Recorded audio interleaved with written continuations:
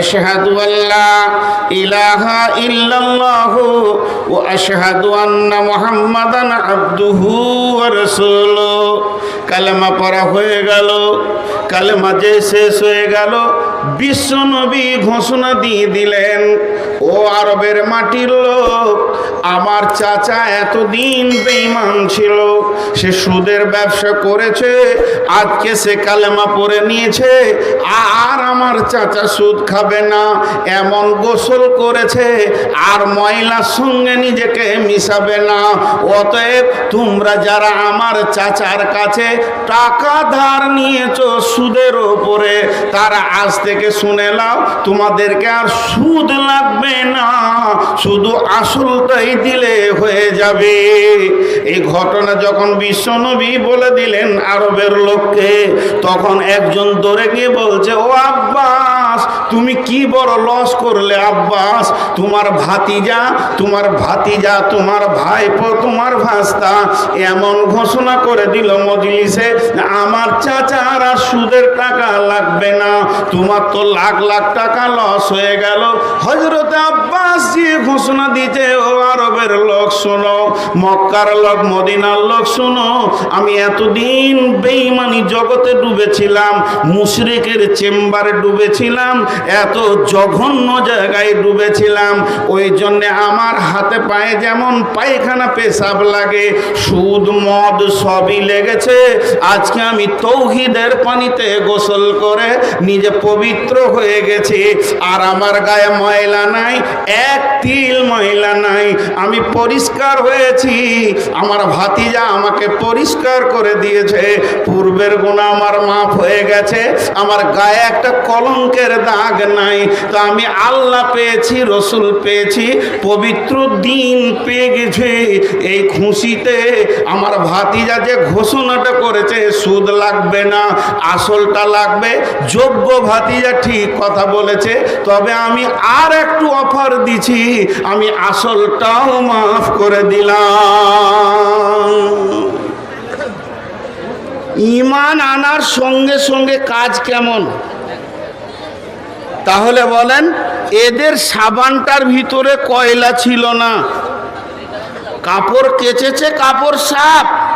আর আমি নামাজি, আমি পরেশগার, আমি আলদাবাই, আমি মিথ্যা বলি, আমার সুদের ব্যবসা আছে, আমার এনজিও আছে, আমার অনেক গ্রুপের সঙ্গে টাকা দেওয়া আছে মা বোনেদের, অথচ ও নামাজি। আচ্ছা বলেন, ও পবিত্র আছে?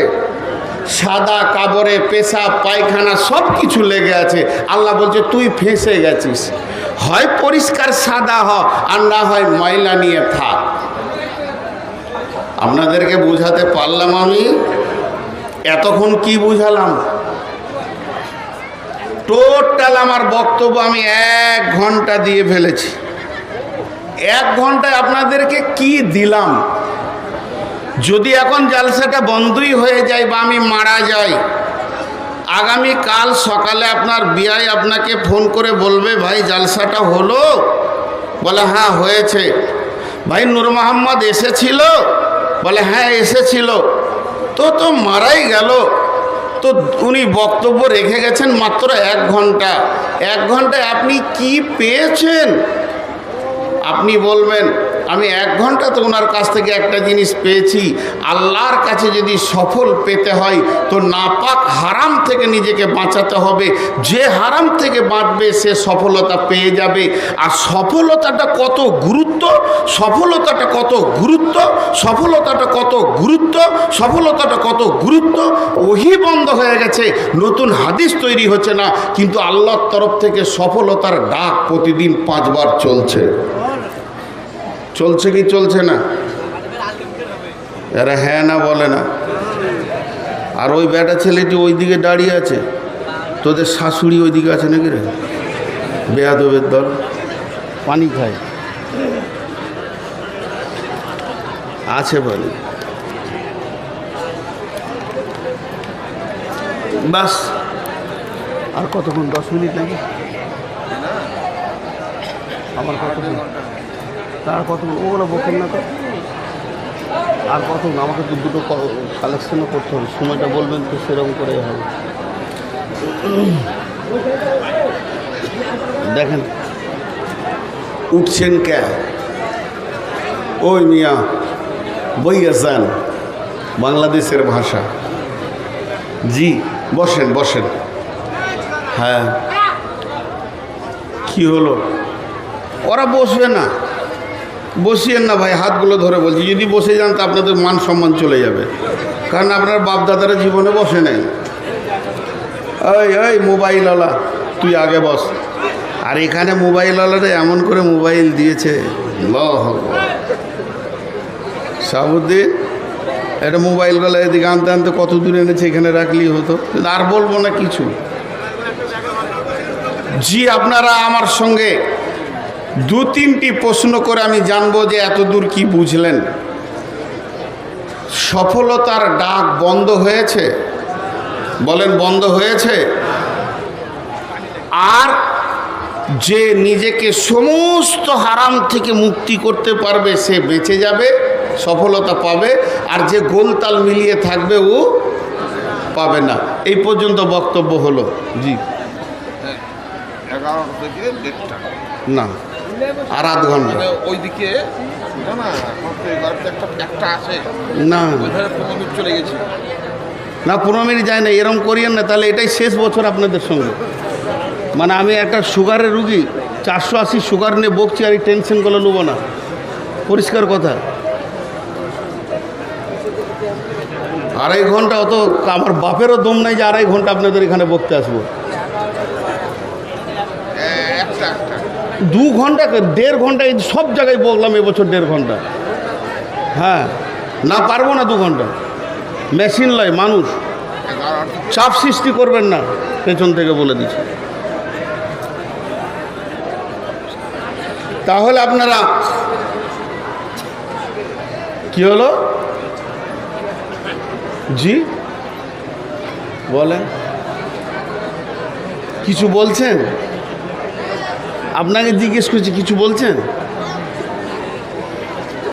আমাদের কমিটি 11 থেকে 1 করেছে, 2 ঘন্টা। বলেন তারপর আচ্ছা আপনারা বসেন, সকলে একবার বলেন সুবহানাল্লাহ, আলহামদুলিল্লাহ, ওয়ালা ইলাহা ইল্লাল্লাহ। তো এতদূর যা বকলাম সফল অসফলের কথা বললাম। তাহলে আমরা সকলেই নিয়ত করি সফলতা লিব ইনশাআল্লাহ। মাঝে একটা দাওয়াত আপনাদেরকে দিই, 30 সেকেন্ডের মতো বা 1 মিনিটের মতো, এটা বক্তব্যের বাইরে। কারণ রাসূলুল্লাহ সাল্লাল্লাহু আলাইহি সাল্লাম রমজানের 6 মাস আগে থেকে দাওয়াত দিতেন এবং রমজানের প্রস্তুতি নিতেন। আমাদের রমজান আর খুব বেশি 28 দিন মতো আছে নাকি, 1 মাস নেই।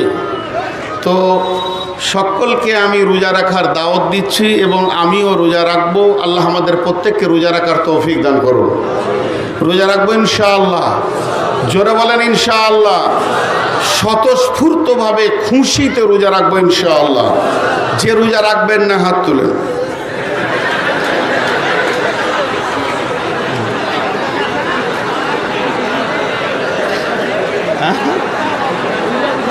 উল্টা বুঝেছে।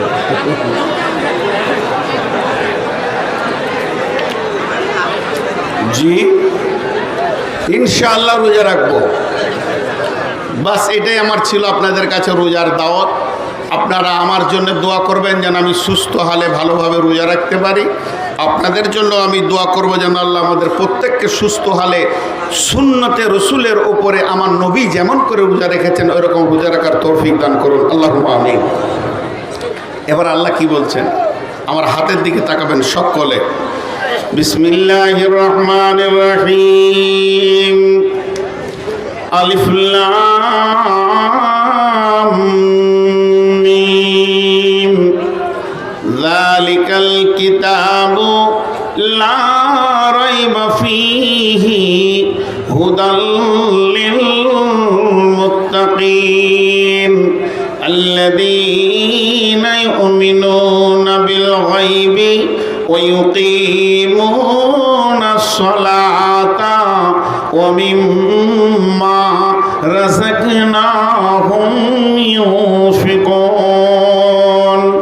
والذين يؤمنون بما أنزل إليك وما أنزل من قبلك وبالآخرة هم يوقنون আল্লাহ কটা কথা বললেন? 8টা। কয়টা বললেন? সবাই বলি কয়টা বললেন? 8টা। 8টা কথা বলার পর আল্লাহ কি বলছে দেখেন, উলাইকা আলা হুদাম মির রাব্বিহিম ওয়া উলাইকা হুমুল মুফলিহুন।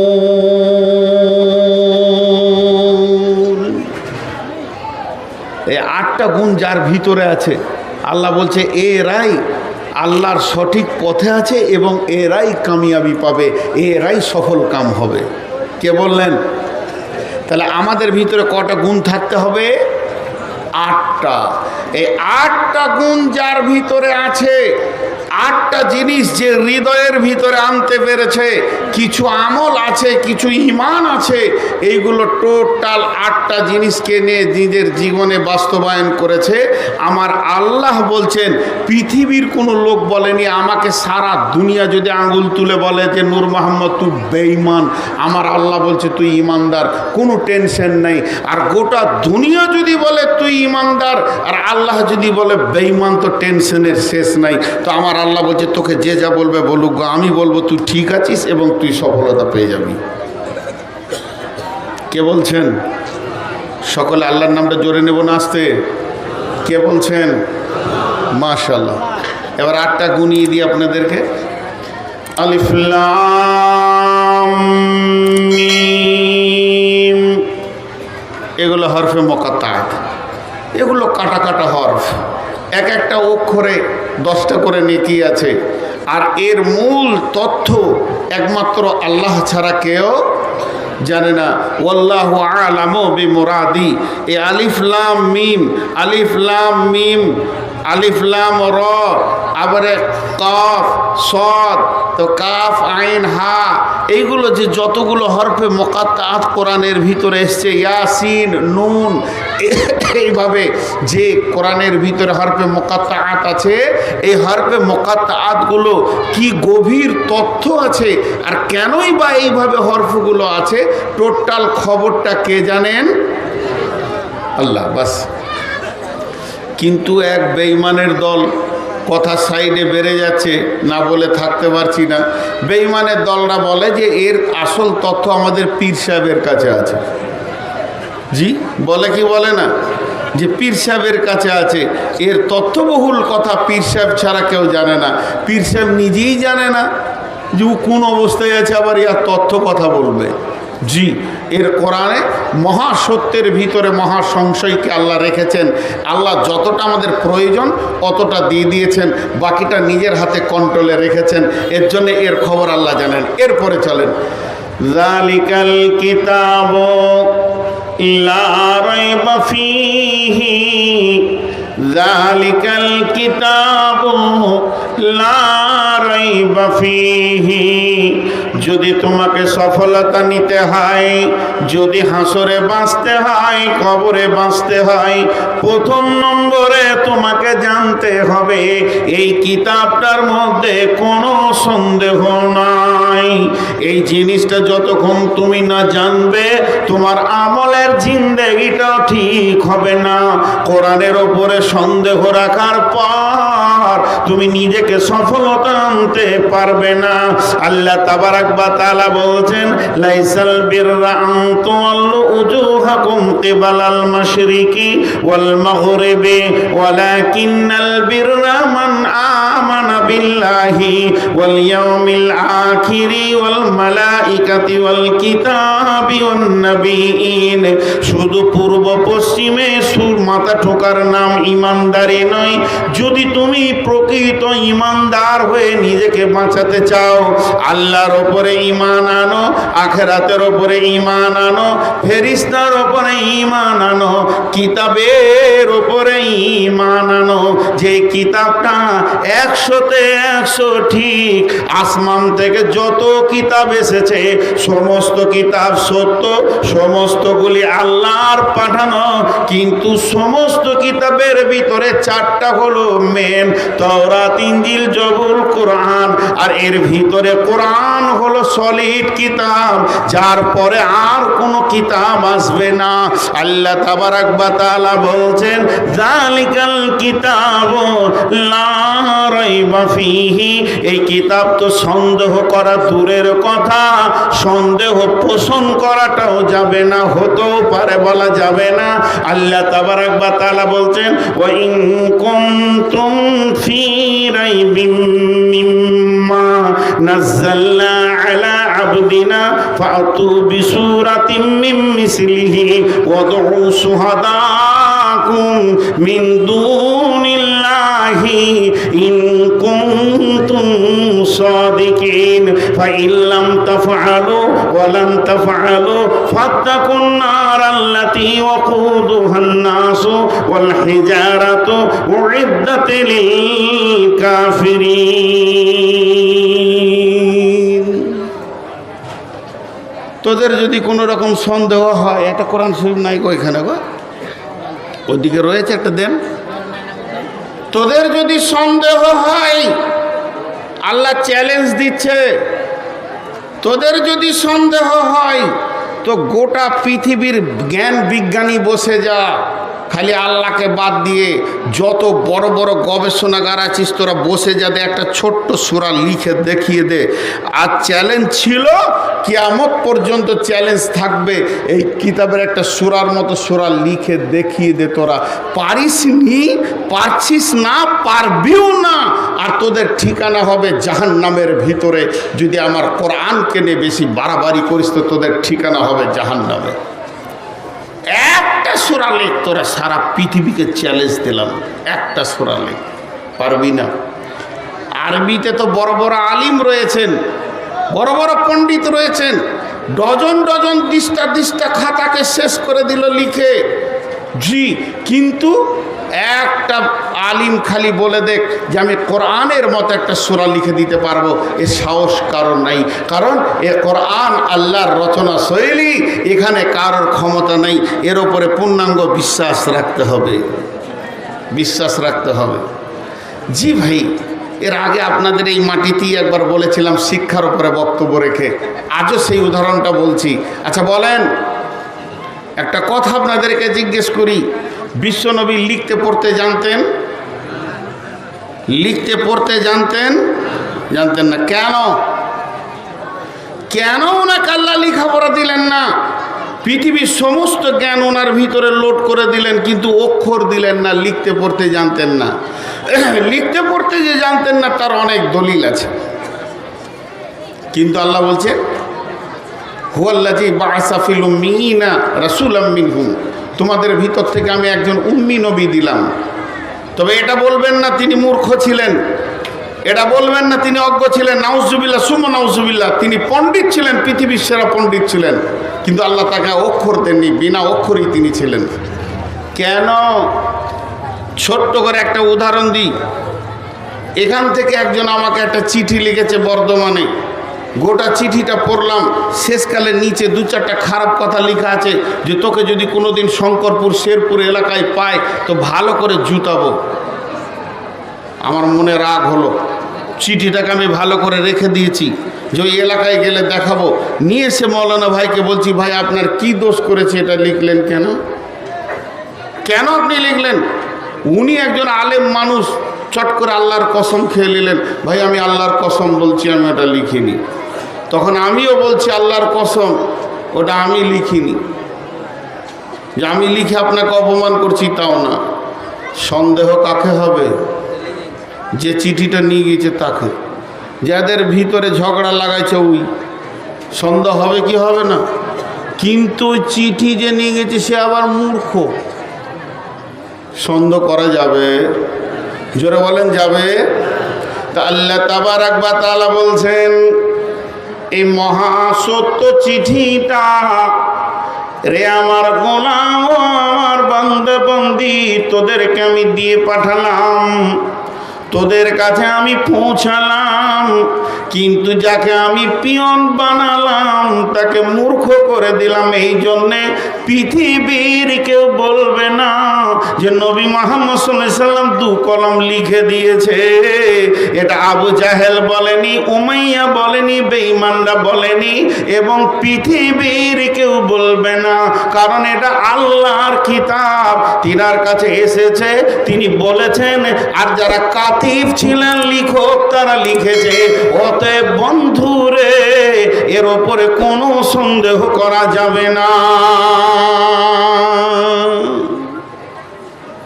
তাহলে কিতাবটা পুরাতন, কিতাবটা পুরাতন।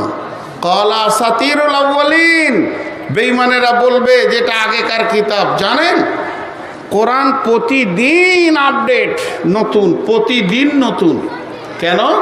আল্লাহ বলছেন বিসমিল্লাহির রহমানির রহিম, ফিহা কুতুবুন কাইয়্যিমা, ফিহি কুতুবুন কাইয়্যিমা লাম ইয়াকুনিল্লাযীনা কাফারু মিন আহলিল কিতাবি ওয়াল মুশরিকিনা মুনফাক্কিনা হাত্তা তা'তিয়াহুমুল বায়্যিনা রাসূলুম মিনাল্লাহি ইয়াতলু সুহুফাম মুতাহহারা ফিহা কুতুবুন কাইয়্যিমা।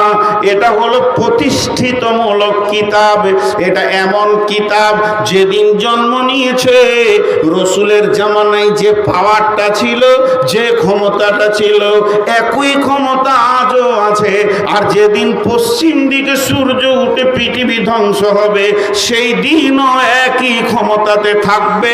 এর আশ্রয়ে, এর কাছে যদি কেউ হেদায়েতের উপকরণ নেয়, যেমন উমর আবু বকরকে রাস্তা দেখিয়েছেন ওই রকম আজও আমাদেরকে রাস্তা দেখাবে। অতএব এটা প্রতিষ্ঠিতমূলক কিতাব। আল্লাহ তাবারাক ওয়া তাআলা বলছেন কিতাবটার উপরে তুমি 100-তে 100 বিশ্বাস আনো, কোনো রকম সন্দেহ করবে না। যালিকাল কিতাবু লা রাইবা ফীহি।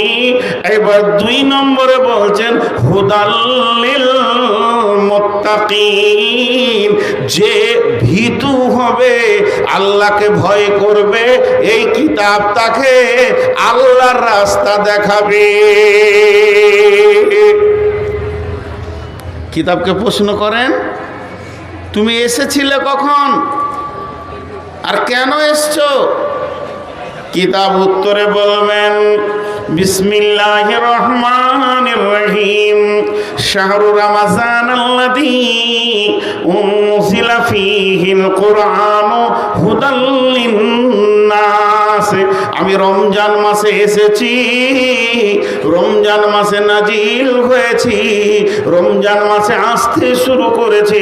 আমি এসেছি কেন না মানুষকে হেদায়েত দিব, এটা নয়, হেদায়েতের রাস্তা বলে দিব। হেদায়েতের মালিক হলেন আল্লাহ। হুদাল লিন্নাস, যে আমার কাছে আসবে তাকে আমি হেদায়েতের রাস্তা বলবো। কিন্তু হেদায়েত পাবে কে? আল্লাহর ভয় যার দিলে আছে, যার দিলে ভয় নাই সে হেদায়েত পাবে না। এর জন্য আল্লাহ বলছেন হুদাল লিল মুত্তাকিন। আমাদের দ্বিতীয় গুণ, আমাদেরকে ভীতু হতে হবে। প্রথম নম্বর গুণ হচ্ছে কোরআনের বিশ্বাস রাখতে হবে, আর দ্বিতীয় নম্বর গুণ হচ্ছে আমাদেরকে হেদায়েত নিতে গেলে আল্লাহর ভয় থাকতে হবে। এবার একটা উদাহরণ দিব।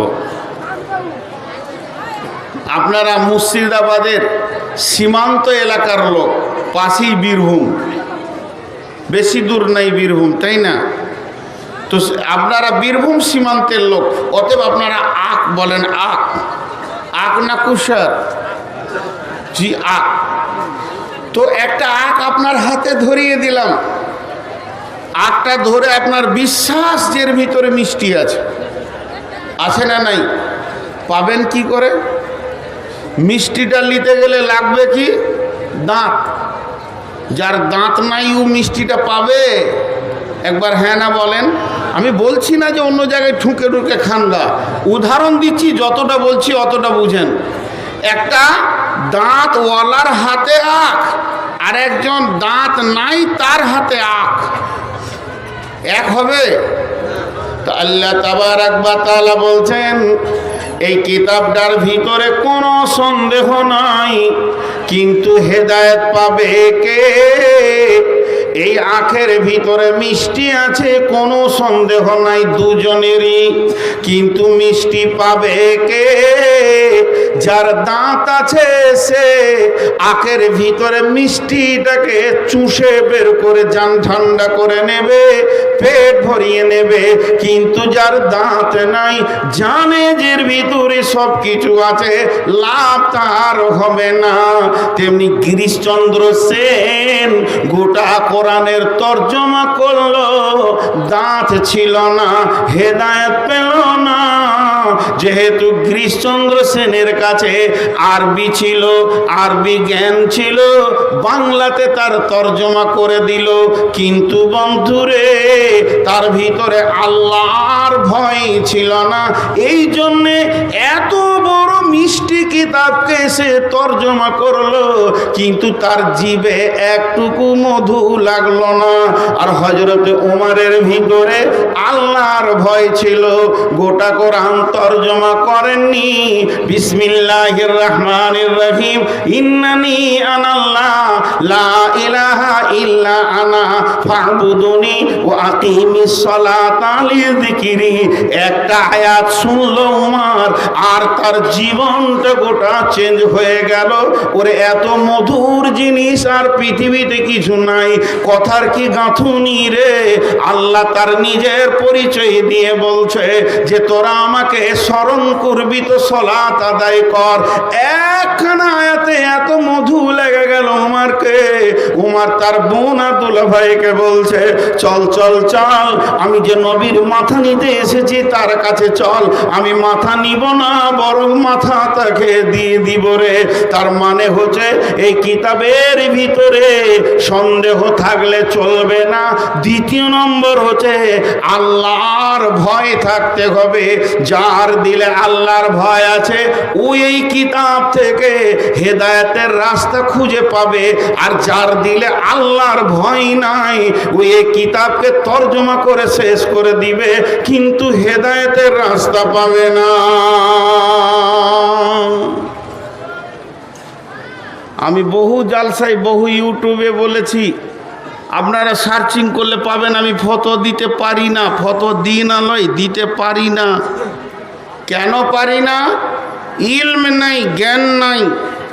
যতটা পরিমাণ জ্ঞান থাকলে একটা লোক ফতোয়া দিতে পারবে, ওই পরিমাণ জ্ঞান আমার নাই। কিন্তু দুঃখ করে একটা কথা আপনাদের সামনে বলছি, যারা আমার এখানে আলিম আছেন তাদের আমি জুতা সোজা করার লোক। এটা আমার আনন্দের বিষয় যে আলিমগুলো আমাকে জুতা সোজা করতে দিচ্ছে, এটা আমার বিরাট সৌভাগ্য। আমার মতো গাধার জুতা সোজা করারও ক্ষমতা নেই। তারপরও একটা কথা বলছি, একই মাদ্রাসা থেকে আজকে কতগুলো ছেলেকে ফার্ক করলেন আপনারা, মেহনত করে টাকা দিয়ে তাদেরকে পাস করিয়ে দিলেন। দেখবেন এর মধ্যে 20টা ছেলে আছে, তার মধ্যে 18টা ছেলে আল্লাহর ভয়ে দুনিয়া করছে, আর 2 জন সুদে নেমে গেছে আর কিছু করছে। কারণ ও আখ এনেছে, দাঁত নাই, মিষ্টি পায়নি। আলিম হওয়ার পরও পথভ্রষ্ট অনেকজন হয়ে যায়। তার কারণ কি? এই কদিন আগে ফেসবুকে দিয়েছিল একজন আলিম, আল্লাহ জানে তার কি আছে। আমাদের আপনাদের বীরভূমের একজন আলিম গলায় দড়ি নিয়ে মরেছিল। তো পরবর্তীকালে শোনা গেল যে আমরা হঠাৎ অবাক হয়ে গেছিলাম যে উনি আলেম মানুষ গলায় দড়ি নিলে কেন? হালাকে তা নয়, ঘটনাটা হচ্ছে মেন্টাল রুগী, মানে ওনার ব্রেন শর্ট হয়ে গিয়েছিল, প্রায় 1 মাস পাগল হয়ে ঘুরছিল, পাগল অবস্থায় নিয়েছে, তো আল্লাহ মাফ করবেন। তারপরে আছে আমাদের ইলামবাজার থানার মধ্যে। তারপরে আমার একজন আত্মীয় রেলে কেটে মারা গেল, কিন্তু হালাকে ও রেলে মাথা দিতে যায়নি, পাগল হয়ে গেছিল, লাইনে হাঁটছিল। বাস কেটে গেছে। তো কিছু জিনিস আছে যেগুলোকে মূল্যায়ন করতে গেলে তার ভিতর পর্যন্ত যেতে হবে। তো অতএব আল্লাহ বলছেন এই কিতাবটা হলো হেদায়েতের জন্যে, আর এই কিতাবের মধ্যে যদি হেদায়েত নিতে চাও তো আল্লাহর ভয় থাকতে হবে। এখন আল্লাহর ভয় নিয়ে বলতে গেলে অনেক সময় চলে যাবে। শর্টে একটা কথা বলবো, এটা তফসির ইবনে কাসিরের তফসির করতে গিয়ে হযরতে কাব বিন উবাই ইবনে কাব রাদিয়াল্লাহু তাআলা আনহু একটা হাদিস বর্ণনা করছেন হযরত উমর ফারুক থেকে। কারণ জামানাটা ছিল উমর ফারুক রাদিয়াল্লাহু তাআলা আনহুর জামানা। রাসূলুল্লাহ সাল্লাল্লাহু আলাইহি ওয়াসাল্লাম চলে গেছেন, আবু বকর চলে গেছেন, উমর খলিফা। হযরত উমর বলছেন, হে রাসূলের সাহাবীরা, তোমরা আল্লাহর ভয় সম্পর্কে কিছু জানো কি আমাকে বলো। যেহেতু আল্লাহ কোরআনে বলেছেন হুদাল লিল মুত্তাকিন, কোরআন থেকে হেদায়েত পাবে ওই যে আল্লাহকে ভয় করে। তখন উবাই ইবনে কাব বলছেন, আমিরুল মুমিনিন, খলিফাতুল মুসলিমিন, আমি নবীজির কাছে আল্লাহর ভয় সম্পর্কে শুনেছ? এসো আমার কাছে, তুমি এসো। কাছে ডাকলো, যে বলো তো আল্লাহর ভয় কাকে বলে, তাহলে আমারও জানে যেন ভয়টা আসে, আমার ভিতরে রেনুয়েল হয়ে যাবে। উমর জানেন না তা নয়, উনি শুনতে চাইছেন। তখন উনি বলছেন, আমিরুল মুমিনিন, আপনাকে একটা কথা জিজ্ঞেস করবো, উত্তর দিবেন? বলে কি? জীবনে কোনো দিন সংকীর্ণ রাস্তায় হেঁটেছেন? সংকীর্ণ একদম আলপথ? বলে হ্যাঁ হেঁটেছি। তো দুই দিকের জমিওয়ালা তারা কাঁটা দিয়ে বেড়া দিয়ে দিয়েছে, এও দিয়েছে এও দিয়েছে, মধ্যখানে সংকীর্ণ রাস্তা হেঁটেছেন? বলে হ্যাঁ হেঁটেছি। কেমন করে হেঁটেছিলেন? হযরত ওমর বলেন, চাদরগুলো গুটিয়ে নিয়েছিলাম, না ডান দিকে ঝুঁকি না বাঁ দিকে ঝুঁকি, দুই দিকের কাঁটা যেন সবসময় আমাকে আক্রমণ করতে আসছে, কিন্তু আমি এমনভাবে পার হলাম কোনো কাঁটা আমার গায়ে লাগলো না। উবাই ইবনে কাব বলছেন, বাস বাস বাস যথেষ্ট হয়ে গেছে। বিশ্ব নবী এটা কি আল্লাহর ভয় বলেছেন? আল্লাহর ভয় মানে থরথর করে কাঁপার নাম নয়। এই পৃথিবীটা শয়তান মুমিনের জন্যে মানে কাঁটা ছড়িয়ে দিয়েছে। একদিকে বেশ্যা, একদিকে রান্ডি, একদিকে লুচ্চা, একদিকে মদ, একদিকে জুয়া, একদিকে তাস, একদিকে লুডু, একদিকে দাবা। পৃথিবী সুদ, জেনা, ব্যভিচার নিয়ে কাঁটাতে ভর্তি হয়ে গেছে। প্রকৃত আল্লাহ ভীতু ওই যে নিজেকে বাঁচিয়ে বাঁচিয়ে বাঁচিয়ে বাঁচিয়ে কাঁটা থেকে যেমন মানুষ বাঁচে, ওই রকম বাঁচিয়ে বাঁচিয়ে বাঁচিয়ে বাঁচিয়ে গায়ে গুনহাকে লাগতে দিব না, সুদ লাগতে দিব না, জেনা লাগতে দিব না, ব্যভিচার লাগতে দিব না। না রে মন, আমার গায়ে যেন জুয়োর দাগ না লাগে, তাসের গায়ে হাত দিব না। এইরকম বাঁচিয়ে বাঁচিয়ে যে কবরে চলে গেছে, প্রকৃত ওই লোকটি আল্লাহকে ভয় করেছে। তাহলে দুইটা বলা হলো, এক নম্বর কিতাবকে সন্দেহ করা যাবে না, দুই নম্বর আল্লাহর ভয় রাখতে হবে। কয়টা বলা হলো? 8টার মধ্যে আর কটা আছে? তাহলে 4টা, তাই তো? তাও চুপ করে বসে আছে। 8টার মধ্যে 2টো বলা হলো আর 4টা থাকে। বলছে হ্যাঁ তাই থাকে। নাম্বার 3, আল্লাযীনা ইউমিনুনা বিল গায়বি, আল্লাযীনা ইউমিনুনা বিল গায়বি। আল্লাহ বলছেন ওই লোকেরা সফলতা পাবে রে, বেঁচে যাবে রে, যারা অদৃশ্যের ওপরে ঈমান এনেছে। আল্লাহকে দেখা গেল না, আছে না নাই? আল্লাহ আছে না নাই? আছে না আছি? কোনটা ঠিক? আল্লাহ আছে, জাহান্নাম আছে, জান্নাত আছে, পুলসেরাত আছে, মিজান আছে, কবরের আযাব সত্য, কবরে শান্তি সত্য, 3টে প্রশ্ন করা হবে সত্য, জাহান্নাম সত্য, জাহান্নামের আগুন একে অপরে ছিঁড়াছিঁড়ি করছে সত্য, আর কিয়ামতের মাঠে দাঁড়িপাল্লা ওজন করা হবে সত্য, সেখানে ডান হাতে বাঁ হাতে সার্টিফিকেট দেওয়া হবে সত্য, হাজে কাউসারের ব্যবস্থা আছে সত্য, ওরে আমার রহমতের ছায়া আছে সত্য, কিয়ামতের মাঠে নামাজীদের চেহারায় নূরের আলো জ্বলবে সত্য, যেগুলো কোনোদিন দেখা যাবে না, মরার আগে পর্যন্ত দেখা যাবে না। এইগুলির ওপরে এতটাই বিশ্বাস রাখতে হবে, যেমন চোখে দেখলে বিশ্বাস হয় ওই রকম বিশ্বাস রাখতে হবে। আল্লাযীনা ইউমিনুনা বিল গায়বি। যখন জান্নাতীরা জান্নাতে চলে যাবে, যখন জান্নাতীরা জান্নাতে চলে যাবে, জান্নাতের ভিতরে আনন্দ করবে, রে মা আমার, বোন আমার, খালা আমার, বেটি আমার, তখন আল্লাহ বলবেন, রে আমার জান্নাতি দল, তোমরা কেমন আছো বলো? আমার জান্নাতের কোনো অভাব আছে কি? সমস্ত জান্নাতি আল্লাহকে উত্তর দেবেন, মাবুদ না, নিয়ামতে পরিপূর্ণ হয়ে গেছে,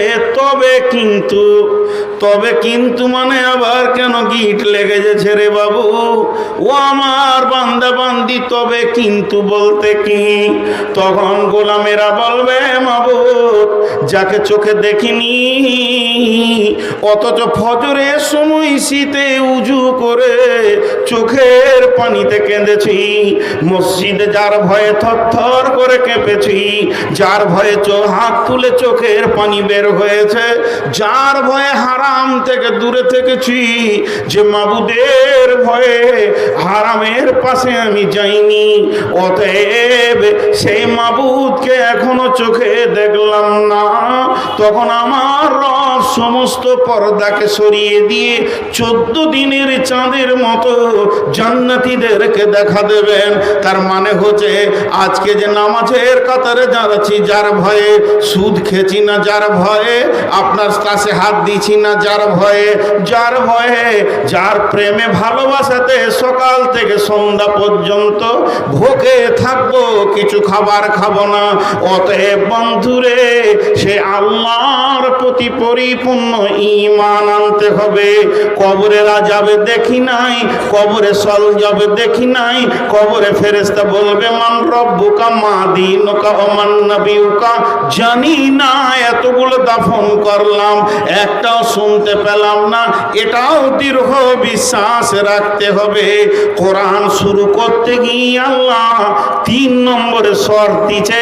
1 নম্বরে তাকওয়ার সঙ্গে কোরআনকে পড়, এর মধ্যে বিশ্বাস রাখ, অদৃশ্য জিনিসগুলিকে দেখার মতো সুন্দর করে বিশ্বাস রাখ। আল্লাযীনা ইউমিনুনা বিল গায়বি, যা দেখা যায় না তার উপরে বিশ্বাস রাখ। আল্লাহর নবী বললেন, হারিস, তুমি তোমার ঈমানের খবর বলো।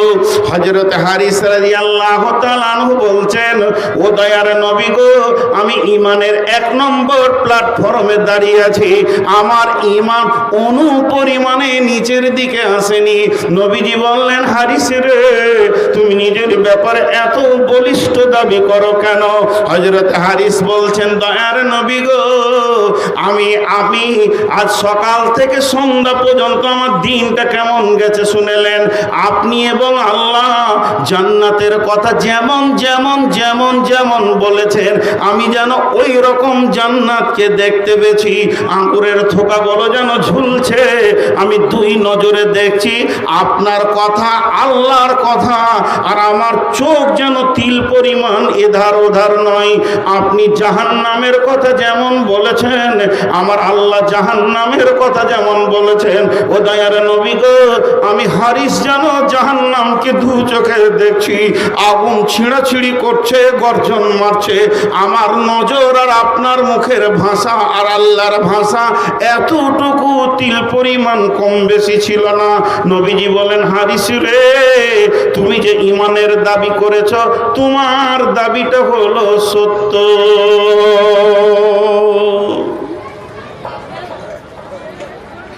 গায়েবের উপরে ঈমান আনতে হবে।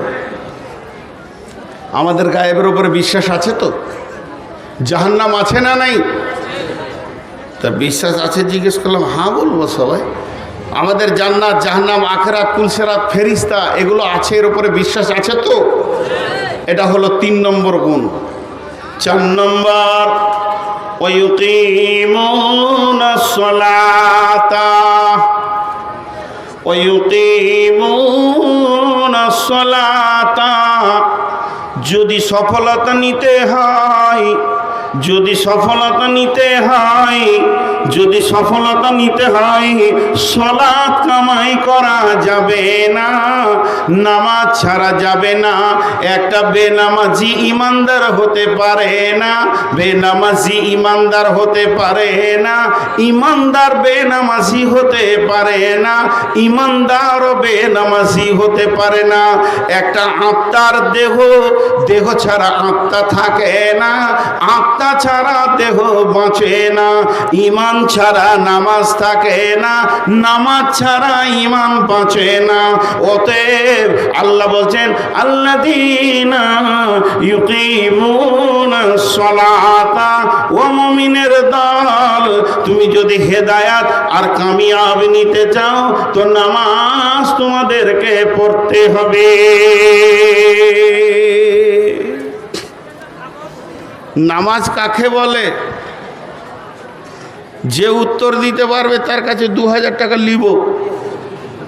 দেন তো উত্তর। সবাই বসেছে, ওই কটা বসে নাই, মজবুত বংশের ছেলে ওরা। এই ধারের লোকগুলো বসার উপায় নাই, আমি দেখে নিয়েছি, এনাদের পায়ের নিচে কিছু নাই, কিন্তু ওরা বরিষ্ঠ মজবুত বংশের ছেলে, হিলেনি এখনো। সুবহান আল্লাহি বিহামদিহি। চাচা বসছি না, কত বক্তা খেয়েছে আমার মতো। সলাৎ কাকে বলে? জি বলেন, সলাৎ কাকে বলে? মা সলাৎ। সলাতের দুটি ডেফিনেশন, সংজ্ঞা। বিশ্বনবীকে প্রশ্ন করলেন সাহাবীরা, মা সলাত ইয়া রাসূলুল্লাহ, আপনি যে বলছেন নামাজ পড়তে হবে, নামাজ নিয়ে আসলাম, তো নামাজটা কি? আল্লাহ রসুল বললেন ইস্তাইনু বিসবরি ওয়াস সালাহ। আল্লাহ থেকে চাওয়া পাওয়ার মিডিয়ার নাম হলো সালাত। আল্লাহ থেকে নিতে গেলে চাওয়া পাওয়ার মিডিয়ার নাম হলো সালাত। যে ধৈর্য এবং নামাজের ভিতর দিয়ে আল্লাহর কাছ থেকে চাইবে, এটা হলো সালাত। জি, পৃথিবী আখেরাত সব যত চাহিদা আছে সালাতের মাধ্যম দিয়ে মিটে যাবে। সাহাবীরাও উত্তর দিয়েছিলেন, রসুল কি ইয়া রাসূলুল্লাহ, এখন অন্য কোনো সমস্যায় পড়লে আপনাকে এসে ডাকতাম, এইটা করে দেন, ওইটা করে দেন, আর আপনাকে বিরক্ত করব না, যখনই যা প্রয়োজন হবে 2 রাকাত নামাজ পড়ে আল্লাহর কাছ থেকে নিয়ে নিব। এর নাম হচ্ছে সালাত। জি, এর একটা আমি উদাহরণ দিই। উদাহরণটা কি? সবরের ওপরে বক্তব্য রাখলে উদাহরণটা আসে, তাও আজকে দিয়ে দিচ্ছি। বাচ্চার জন্য দুধের ব্যবস্থা আল্লাহ কার কাছে করেছে? মায়ের কাছে না আব্বার কাছে? মায়ের কাছে। তো মায়ের বডিতে দুধ আছে, এর জন্যে বাচ্চা যেখানে সেখানে মুখ লাগিয়ে চুষলে পাবে? ধরতে হবে স্তন আর বোঁটাতে মুখ লাগাতে হবে, তাই না ভাই? তাতে কি হবে? মায়ের বুক খালি হবে, বাচ্চার পেট ভরে যাবে। তো সালাত কাকে বলে? সালাতের জন্য আল্লাহ বলছেন ইস্তাইনু বিসবরি ওয়াস সালাহ। ইয়া আইয়ুহাল্লাযীনা আমানু, হে ঈমানদারেরা, ইস্তাইনু, তোমরা আমার কাছে ভিক্ষা চাও, বিসবরি ওয়াস সালাহ, সবর এবং নামাজের ভিতর দিয়ে, ধৈর্য এবং নামাজের ভিতর দিয়ে। ইন্নাল্লাহা মা'আস সাবিরিন, প্রথমেই তুমি আল্লাহকে পেয়ে যাবে। তুমি যা চাইতে যাও, একটা দোকানে কি যা মাল নেবে নাও না কেন, প্রথমেই তুমি আল্লাহকে পেয়ে যাবে। তাহলে নামাজ নামে, নামাজকে যদি আল্লাহর কাছ থেকে কিছু নিতে হয়, নামাজ নামে স্তনকে টিপে ধরতে হবে, আর সবরের বোঁটাতে মুখ লাগাতে হবে। অর্থাৎ নামাজে তাড়াহুড়ো করলে হবে না, ধৈর্যের সঙ্গে যখন সে নামাজ পড়বে, আল্লাহর গোডাউন থেকে এসে তার কাছে মাল পৌঁছে যাবে। প্রথম পৌঁছাবে 1 নম্বর মালটা আল্লাহ নিজেই। ইন্নাল্লাহা মা'আস সাবিরিন, আসল মালটাই সে পেয়ে যাবে। এর নাম সালাত। নামাজ পড়লো আল্লাহকে পেল না, এটা হতে পারে না। আর সালাত কাকে বলে? দ্বিতীয় ডেফিনেশন হচ্ছে ইন্না সালাতা তানহা আনিল ফাহশাই ওয়াল মুনকার। এর একটা আমি উদাহরণ দিই। রেনকোট, রেনকোট বুঝেন? বর্ষাতি বুঝেন না? আর এতগুলো লোক হ্যাঁ না বলেন। রেনকোট বর্ষাতি বুঝেন না? মুরব্বীরা বুঝতে পারছেন, ওই জন্য চুপ করে আছে। আসলে আপনারা দেখেছেন কি না, বর্ষার সময় যারা মোটর সাইকেল চালায় একটা প্লাস্টিকের জামা পরে দেখেছেন? ওইটা বলছি। ওটা পরে কেন? ওটা পরে কেন? টাকা আছে, পয়সা আছে, মোবাইল আছে, জামা আছে, গেঞ্জি আছে, প্যান্ট আছে, মুষলধারে বৃষ্টি হবে, আমার গায়ে পানি লাগবে না। তাহলে হলো কি, সলাত হলো রেনকোট। যে সলাত পরে নিবে, নামাজ পরে নেবে, পৃথিবীতে মুষলধারে গুনহার বৃষ্টি হবে, ওই লোকটার গায়ে লাগবে না। জানতে হবে তার নামাজ কবুল হয়ে গেছে। যতটা পরিমাণে নামাজ কবুল হবে, অতটা পরিমাণে তার কাছ থেকে গুনহা বিদায় নিবে।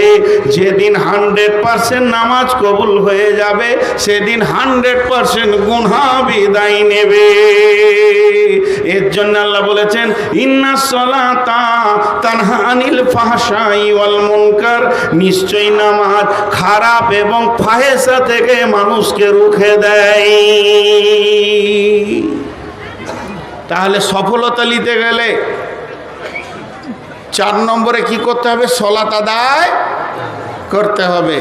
1 নম্বরে কিতাবের উপরে বিশ্বাস, 2 নম্বরে আল্লাহর ভয়, 3 নম্বরে রাখতে হবে অদৃশ্যের উপরে বিশ্বাস, 4 নম্বরে সলাত আদায় করতে হবে, 5 নম্বরে অমিম্মা রাযাকনাহুম ইউনফিকুন।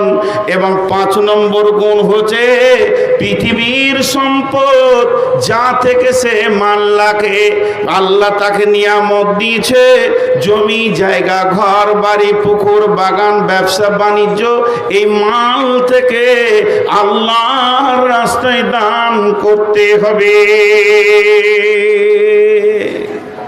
5 নম্বরে সে দান করবে। দান করবে সে, এই কথাটা লম্বা চওড়া বলবো না, শর্টে বলবো, কারণ কাজ আছে। সেটা কি? আপনারা একটা উত্তর দেন। আমার কাছে 20 লাখ টাকা আছে, আমি সৌদি যাব, তো আগে টাকাটা রাখবো কার কাছে চিন্তা করছি, যে কাউকে দিয়ে দিলাম তারপরে বিশ্বাস করলাম না, আগে বিশ্বাস করব তারপর টাকা রাখবো। আগে বিশ্বাস।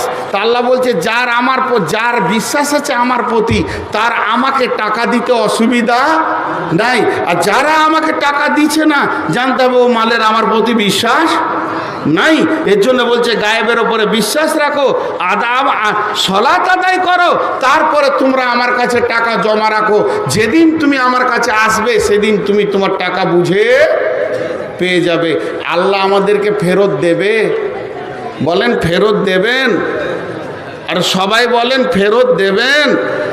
দিবে তো। ফেরত যদি দেয় তো টাকা রাখতে অসুবিধাটা কোথায়? আমরা ভাবছি যে 10 হাজার টাকা দিয়ে দেবো, চলে গেল। আল্লাহ তো নিয়ে নেবো বলেননি, রিটার্ন দেবো বলেছেন। বিশ্বাস থাকলে তারা টাকা দেবে। তা আমাদের ধারণা, যার মাল বেশি তার দাম বেশি, আর কোরআন বলছে যার ঈমান বেশি তার দাম বেশি। তাহলে সে আল্লাহর রাস্তায় দান করবে। টাকার কথাটা কেন এলো? টাকার কথাটা আল্লাহ ধরলেন কেন? বিসমিল্লাহির রহমানির রহিম। আলহাকুমুত তাকাসুর হাত্তা যুরতুমুল মাকাবির। পৃথিবীর প্রাচুর্য তোমাকে কবর থেকে গাফিল করেছে। মালের মহব্বত, জমি জায়গার মহব্বত, গাড়ি বাড়ির মহব্বত, সন্তানাদির মহব্বত তোমাকে কবর থেকে গাফিল করেছে।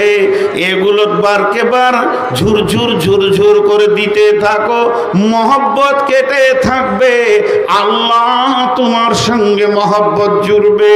অতএব মুমিনের যারা সফলতা নিবে, তাদের 3 নম্বরে গুণ হবে ওয়ায়ুকিমুনাস সালাতা, তারা নামাজ কায়েম করবে। 4 নম্বর।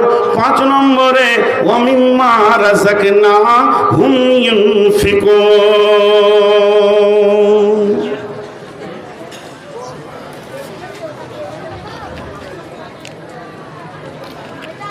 নিয়ে আসেন আব্দুর রহমান বিন দেলোয়ারকে। তারা কি করবে? আল্লাহর রাস্তায় দান করবে। আর আছে 3টি। কি?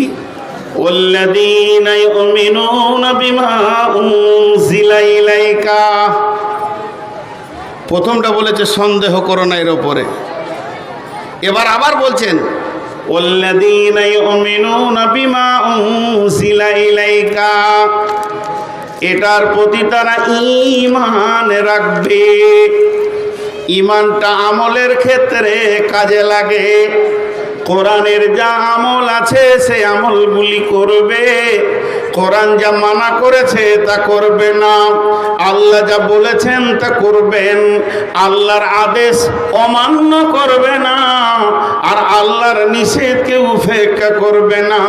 তা আল্লাহ বলছেন ওয়াল্লাযীনা ইউমিনুনা বিমা উনজিলা ইলাইকা, তাদের ওপরে যেটা আমি নাজিল করেছি এর ওপরে ঈমান রাখবে। 7 নম্বরে বলছেন ওমা উনজিলা মিন ক্বাবলিকা, কোরআন প্রথম কিতাব নয়, কোরআন হলো শেষ কিতাব। এর পূর্বেও যত কিতাব ছিল সমস্ত কিতাবের ওপরে বিশ্বাস রাখবে। কোরআনের ওপরে বিশ্বাস রাখবে এবং সমস্ত কিতাবের ওপরে বিশ্বাস রাখবে। কয়টা হলো? 7খানা হলো। এবার গুনিয়ে দিই। এই কিতাবের ওপরে কোনো সন্দেহ করবে না। আল্লাহর ভয় থাকলে তুমি রাস্তা পাবে। গায়েবের প্রতি যেগুলো দেখা যায় না ঈমান রাখতে হবে, সালাত আদায় করতে হবে, দান করতে হবে, যেটা তোমাদের ওপরে নাজিল করা হয়েছে কিতাব এর ওপরে ঈমান রাখতে হবে, এবং তোমাদের পূর্ববর্তী যে কিতাবগুলো এসেছিল তার ওপরেও ঈমান রাখতে হবে। 7খানা হয়ে গেল। 8 নম্বর আল্লাহ কি বলছেন? ওয়াবিল আখিরাতি হুম ইউকিনুন, পরকালের প্রতি দৃঢ় বিশ্বাস রাখতে হবে। জান্নাত জাহান্নাম আমার আসল ঠিকানা, পৃথিবী আমার ঠিকানা নয়। মরে যাওয়ার পর লম্বা একটা জিন্দেগি রয়েছে, এই জিন্দেগির ওপরে দৃঢ় বিশ্বাস রাখতে হবে, যে বিশ্বাসের ভিতরে ন্যূনতম কোনো রকম সন্দেহ পোষণ করা যাবে না।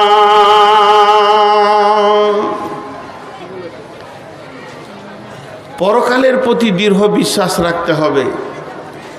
জি ভাই, সাহাবা রাদিয়াল্লাহু আজমাইনেরা জাহান্নাম আর জান্নাতের ব্যাপারে এতটাই ছিলেন যে মনে হতো যেন চোখে দেখে এসেছে আযাবের খবর, তারা ঝরঝর করে কেঁদেছে।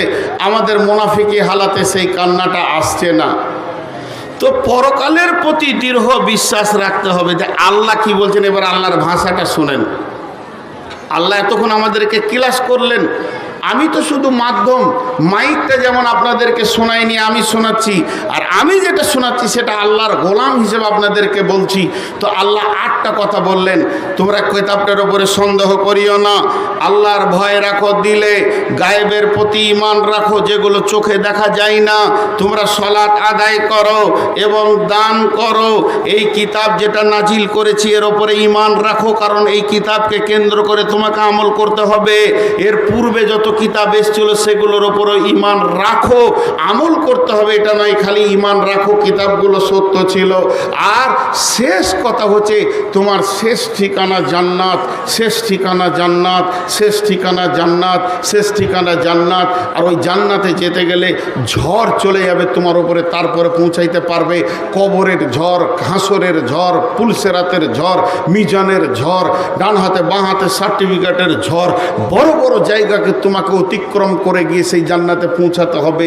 এর উপরে দৃঢ় বিশ্বাস রাখো।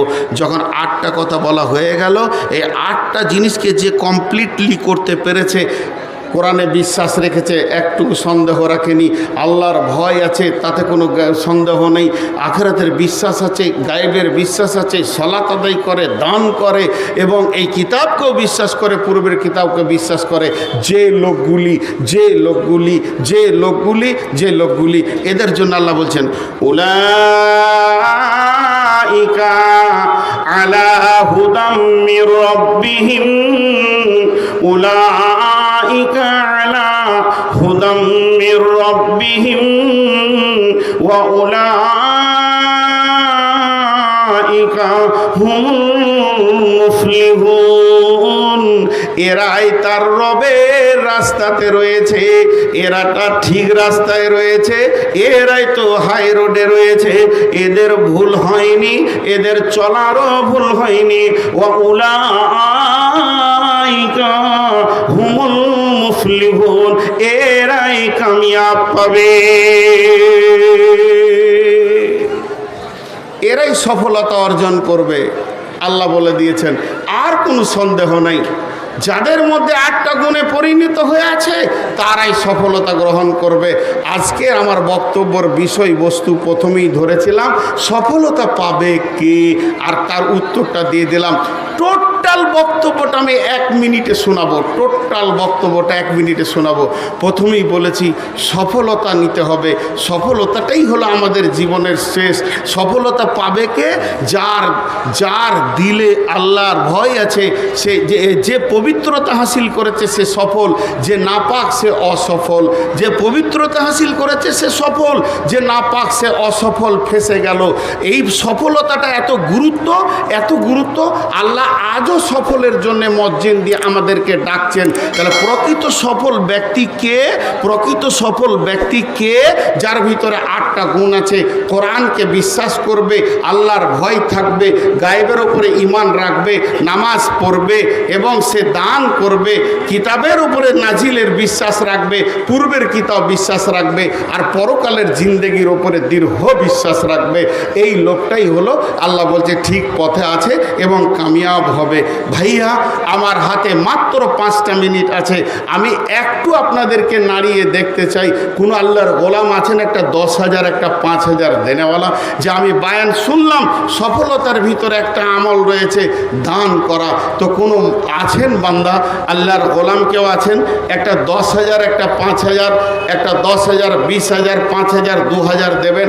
কেউ আছেন আল্লাহর গোলাম? মাত্র 5টা মিনিট দেখব। কেউ আছেন আল্লাহর গোলাম? কেউ আছেন? জি ভাই, উঠছেন কেন? আরে আপনাদের আসামের বক্তা কে আছে? আসাম থেকে এসছে বলছে, আসছে তো, আমি তো ইস্তাহারও দেখিনি, এসে ডাইরেক্ট উঠেছে।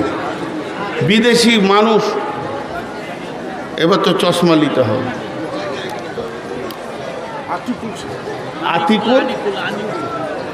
আনিকুল শেখ 5,000, যেটা তো কাগজ, টাকাটা কই? যে এলো চষে সে আছে বসে, লাড়া কাটাকে ভাত দে থেসে থেসে, টাকা গুনবে ওরা, বকবো আমি। কি আইন চলছে এখানে? তোকে আল্লাহ ভালো করুক, টাকাটা দেখাইলি বা। কি নাম? আব্দুল আজিজ। হ্যাঁ, মাশাল্লাহ, আব্দুল আজিজ 2,000 টাকা দেখেন আল্লাহর জন্য দিয়েছেন, মাশাল্লাহ। আর বলেন, 4 মিনিট আছে, আমি 4 মিনিট পর ছেড়ে দেবে ইনশাআল্লাহ। আল্লাহর গোলাম কেউ আছেন? রসুলের উম্মত কেউ আছেন আল্লাহর জন্যে? জি, 5,000 10,000 দেন, চটচট করে দেন, চটচট করে দেন। ওই তো পিয়ন দিয়ে টাকা দিচ্ছে কেন? আনিকুলের 5,000 কই? খুরশেদটাকে এখানে আসেন, এবার চেহারাটা তো দেখবো, আজীব ব্যাপার। কত? আতাউর রহমান 2,000, মাত্র 2,000। আর দেওয়া যাবে না? একটু বাড়ানো যাবে না? এত তাড়াতাড়ি পালাইছে। মাস্টার সাহেব কত দিয়েছেন? 15 তো 20 করে দেন, লেবেল করে দেন, পরে দেবেন আপনি। মাসালাটা আবদার রাখছি মাত্র। ভাই একটা কথা বলি, আমার একটা ট্রাভেলস আছে, ইমাম ইন্টারন্যাশনাল ট্যুর অ্যান্ড ট্রাভেলস। কেউ যদি হজ বা উমরা করতে চান তো আমার সঙ্গে যাবেন ইনশাআল্লাহ। সার্ভিস দেবো পূর্ণভাবে, কোনো দিন ওয়াদা খেলাফ হবে না, আর অন্যরকম কিছু হবে না। মক্কা মদিনার ইতিহাসগুলো ইনশাআল্লাহ সঙ্গে থেকে বুঝাবো। যদি হজ বা উমরা করতে চান তো আমার সঙ্গে যোগাযোগ করবেন, এই কথা আপনাদেরকে বলছি। 20,000। কি নাম? আলী আসগার। কয়ু? আচ্ছা, আলী আসগার, মাশাল্লাহ 20,000। এখানে দানও ভালো উঠে জানি, ওই জন্যই তো মনিরুল ভাই এখানটা ছাড়ছে না, এইখানেই জমে বসে আছে। এই লোক ছাড়ানো যেছেন, আপনারা কি শিক্ষক চেঞ্জ করবেন না? কমিটির লোক মাশাল্লাহ। সারফুল 20,000 মাশাল্লাহ। দেখেন আর কেউ আছেন ভাই 20-25 হাজার টাকা দেনেওয়ালা? জি, আল্লাহর বান্দা, আল্লাহর গোলাম, রসুলের উম্মত কেউ আছেন? আল্লাহর গোলাম, রসুলের উম্মত কেউ আছেন 20-25 হাজার টাকা দেওয়ার জন্যে? জি, কত আছে? কি নাম? হ্যাঁ, ইব্রাহিমটা কে? হ্যাঁ, আপনার নাম ইব্রাহিম? 5,000 টাকা আর বাড়ানো যাবে না? কি করো বাবু, কি করো? দোকান আছে তো, দুটো কান তো আমারও আছে। আর কিছু আছে টাকা পয়সা? তো ভাড়া নাই এলাও? আচ্ছা আচ্ছা, মাশাল্লাহ। হ্যাঁ, মোহিত 5,000-এর মধ্যে 2,000 নগদ, 3,000 বাকি, ওখানে লিখিয়ে দেন। মাশাল্লাহ, শাদি কবুল। আর কেউ আছেন?